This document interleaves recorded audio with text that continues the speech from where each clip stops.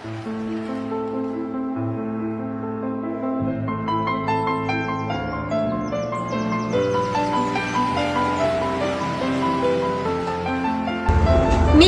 Toshkent iqtisodiyot va pedagogika universiteti, axborot texnologiyalari fakulteti, kompyuter injiniring yo'nalishi talabasiman.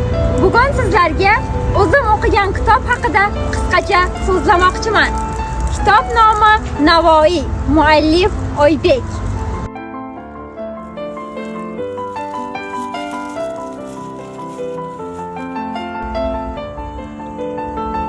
Bu asar insonni tarixiy mas'uliyatni his etishga, hokimiyatning sinovlari oldida vijdonan tik turishga, ma'rifat va san'at bilan yashashga undaydi.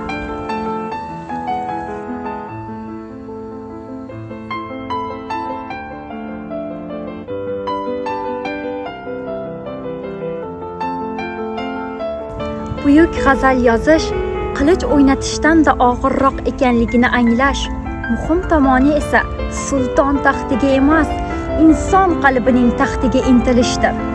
Siz ham har kuni bir sahifa o'qing, ruhingizni 1000 yillik ma'rifat bilan boyiting.